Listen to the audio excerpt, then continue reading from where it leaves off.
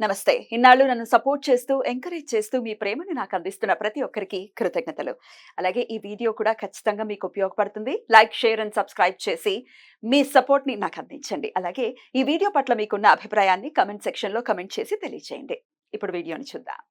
నమస్తే, welcome to our channel. నేను పద్మిని. ప్రస్తుతంతో పాటు ప్రముఖ ఆధ్యాత్మికవేత్త, వాస్తు జ్యోతిష పండితులు, లలిత ఉపాసకులు, వాస్తు జ్యోతిష శిక్షణ నిపుణులు బ్రహ్మశ్రీ నానాజీ పట్నాయక్ గారు మనతో పాటు ఉన్నారు. మాట్లాడదాం. సార్ నమస్తే. సార్ శ్రీమాత్రే నమః. సార్, ఒక ధర్మ సందేహం సార్. ఇవాళ రేపు నెట్టింటో ఒక విషయం తెగ వైరల్ అవుతుంది. అదేంటంటే అందరికీ సొంత ఇళ్ళు ఉండవు కదా, అద్దెళ్లలో ఉండేవాళ్ళు ఉంటారు. పాపం ఇల్లు నుంచి ఇల్లు మారేటప్పుడు ఖచ్చితంగా పాలు పొంగించుకోవాలి. మంచి ముహూర్తంలో వెళ్ళాలి ఒక ఇంటికి, పాలు పొంగించుకోవాలి. అది మన సొంత ఇల్లు కానప్పటికీ మన ఇల్లులానే మనం అక్కడే నివసిస్తాం కాబట్టి ఖచ్చితంగా పాలు పొంగించుకొని వెళ్తారు శుభ సూచకంగా. అయితే నెట్ లో అంటే సోషల్ మీడియాలో చాలా మంది చెప్తున్న విషయం ఏంటంటే, ఒకవేళ అలా పాలు పొంగించుకొని మీరు వెళ్తే, మీ సొంత ఇల్లు కాకుండా అద్దెంట్లోకి వెళ్తే మీకు ఇంకా జీవితంలో సొంత ఇల్లు కల నెరవేరదు అని చెప్తున్నారు సార్. ఒక వాస్తు పండితులుగా మీరు చెప్పండి, లేదా పండితులుగా మీరు చెప్పండి సార్. నాకు కూడా ఎదురైంది ఈ సమస్య మా ఇంట్లోనే. ఇప్పుడు నేను కూడా బోల్డ్ ఇల్లులు మార్చాను, పిల్లులు మార్చాను. పిల్లి ఇల్లు మారుస్తూ ఉంటుంది, ఇల్లు వచ్చిందిగా మరి సొంత ఇల్లు. చెప్పండి సార్. ఒకటమ్మా, పాలు పొంగిస్తే సొంత ఇల్లు రాదు అనేది తప్పు. ఎందుకంటే నేను పాలు పొంగించా, నాకు సొంత ఇల్లే వచ్చింది. అందరికీ ఇంచుమించు వస్తుంది. సొంత ఇల్లు ఎప్పుడు వస్తుంది అంటే, మీకు సొంత ఇల్లు కొనుక్కునే యోగం ఉంటుంది. యోగం ఉన్నప్పుడు సొంత ఇల్లు వస్తుంది. యోగం లేకపోతే కొన్ని కోట్ల రూపాయల మీద డబ్బులు ఉన్న సొంత ఇల్లు రాదు. ఏదో రూపంలో వాళ్ళకి మిస్ అవుతూ ఉంటుంది సొంత ఇల్లు కొనుక్కోవాలి. సొంత గృహ యోగము అంటారు. అందుకే దాన్ని గృహ యోగము, వాహన యోగము, వివాహ యోగము, సంతాన యోగం, ఇవన్నీ యోగాలు. అంతేగాని పాలు పొంగిస్తే సొంత ఇల్లు రాకపోతే ఇంకెందుకు. ఇంకా కాదు. పాలు పొంగించడానికి ఒక లెక్క ఉంది. ఎందుకు పొంగిస్తారనే దానికి ఒక సిస్టమ్ ఉందమ్మా. సో అద్దెంట్లోకి వెళ్ళేటప్పుడు పాలు పొంగించాలి. అన్నిటికంటే ముఖ్యం ఏంటంటే ఆ ఇల్లు ఎలా ఉందో చూసుకోవాలి. మీకు మీ పేరు రీత్యా వర్గు ఏ డైరెక్షన్ మీకు పనికొస్తుంది, పాయింట్ నెంబర్ 1. పాయింట్ నెంబర్ 2, మీరు పనికొచ్చినటువంటి డైరెక్షన్ ఇంటి యొక్క ద్వారపదం సరిపోయిందా లేదా. ఆ ఇంట్లో పెట్టకూడని ప్రదేశంలో బాత్రూమ్ లెట్రిన్స్ ఏమైనా కట్టారంటే ఉత్తరంలో వాయుల్లో కడుతుంటారు. అలాంటప్పుడు దాన్ని అవాయిడ్ చేయడము, లేదా దానికి రెమెడీ చేసుకోవడము. మీకు ఇంట్లో ఉండే కలర్స్ ఎలా ఉన్నాయి, ఇంట్లో ఉండే వస్తువులు ఎలా పెట్టుకుంటున్నారు, మీ పేరుకి ప్లస్ మీ లోపల ఉండేటువంటి వాస్తుపరంగా ఏమైనా దోషాలు, ఇవి చెక్ చేసుకోవాలి. ఇది మెయిన్. అయితే మరి పాలు ఎందుకు పొంగిస్తారు? పాలు పొంగిస్తారు. దాని తర్వాత పాలు పొంగిన పాలతో ఒక ప్రసాదంలా తయారు చేసి అమ్మవారికి నివేదన చేస్తారు. అసలు ఎందుకు పాలు పొంగిస్తారు అంటే, మీరు ఆ ఇంట్లోకి వెళ్ళిన తర్వాత అది ఆ పొంగిన పాలు ఏ దిశలో పడితే దానికి సంబంధించి జాగ్రత్త తీసుకోమని, దానికి సంబంధించిన లబ్ధి పొందబోతున్నారని అర్థం. సంకేతం. అది సంకేతం. మీకు ఒక్కొక్క దిశ గురించి చెప్తాను. ఉత్తరంలో పొంగింది అనుకోండి, ఉదాహరణకి పాలు ఉత్తరం వైపు, దీనికి 8 దిశలే చూస్తారు, 16 దిశలు చూడరు. ఇంకా మైన్యూట్ గా కూడా చూసుకోవచ్చు కావాలంటే.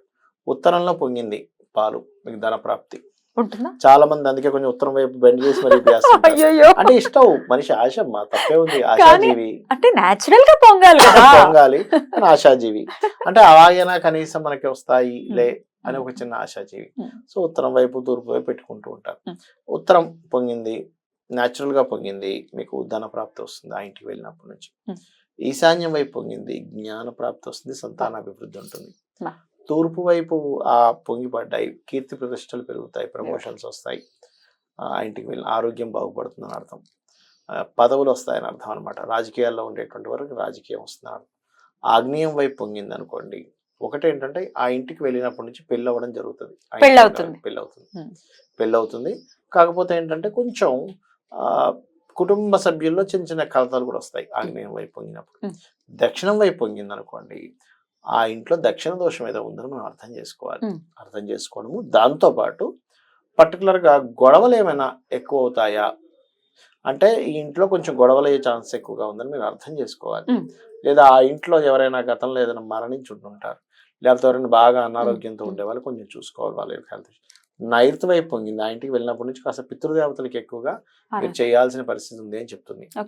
పడమర వైపు పొంగింది అనుకోండి, అది కూడా మంచిది, తప్పేం కాదు. పడమర వైపు పొంగితే మీకు లాభాలు వస్తాయి, కాకపోతే ఏంటంటే శ్రమ కూడా ఎక్కువగా ఉంటుంది, కష్టపడాల్సి ఉంటుంది. వాయువ్యం వైపు పొంగింది, కొంత మనస్పర్ధలు వస్తుంటాయి, బట్ ఏంటంటే ప్రయాణాలు ఎక్కువ ఉంటాయి ఇంట్లో. కొన్ని ఫైనాన్షియల్ గా కూడా గ్రోత్ ఉంటుంది, బ్యాంక్ బ్యాలెన్స్ పెరుగుతుంది, వాయువులను పొంగితే కనుక ఇట్లాంటి ఫలితాలు ఇస్తుంది. అంటే ఆ ఇల్లు ఏం చెబుతుంది, నువ్వు ఏ జాగ్రత్త తీసుకోవాలని చెప్పేది పాలు పొంగే డైరెక్షన్. అంతేగాని పొంగిచ్చొద్దని కాదు. పాలు పొంగిస్తే సొంత ఇల్లు రాకపోవడం అసలు లింకే లేదు కదా, ఎక్కడ శాస్త్రబద్ధం కాదు, శాస్త్రబద్ధం కాదు, ఏదో ఊరకనే చెప్పే మాటలేవన్నీ కూడా. ఒకటే ఏంటంటే ఇంటికి వెళ్ళేటప్పుడు మీరు పర్టికులర్గా నేను ఇందాక చెప్పినటువంటి డైరెక్షన్స్ లో అవన్నీ ఉన్నాయో లేవో చూసుకొని,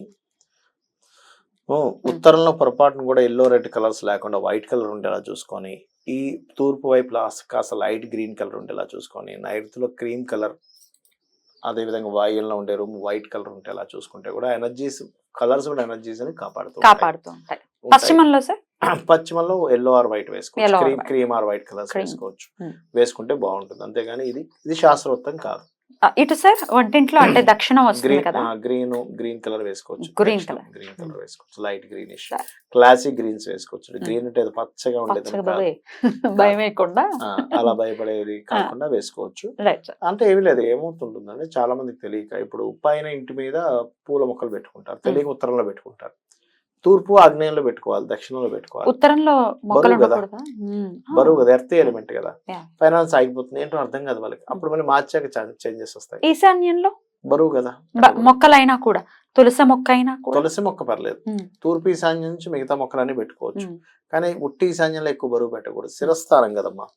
సో హెడేక్ అనిపిస్తూ ఉంటుంది వ్యక్తికి, చాలా బరువులు మోస్తున్నాం అనిపిస్తూ ఉంటుంది, అంటే మన తలకు మించిన భారాన్ని పెట్టుకుంటాడు అట్లా.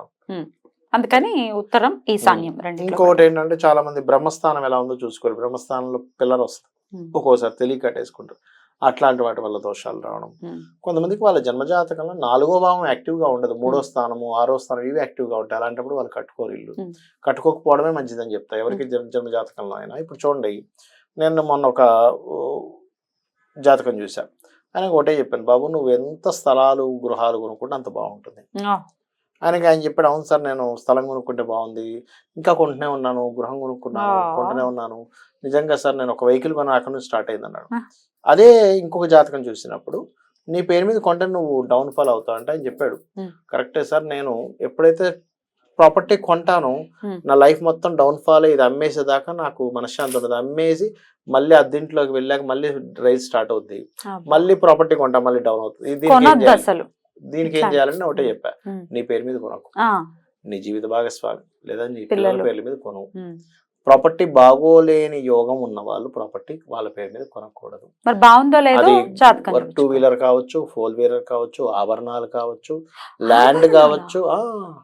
సార్ గోల్డ్ కూడా ఎట్లా సార్? గోల్డ్ కూడా వాళ్ళ పేరు మీద కొనడమే, అవతల వాళ్ళ పేరు మీద కొనుక్కోవడమే, బిల్డింగ్ వాళ్ళ పేరు మీద చేసుకుని వీళ్ళు వేసుకోవడమే.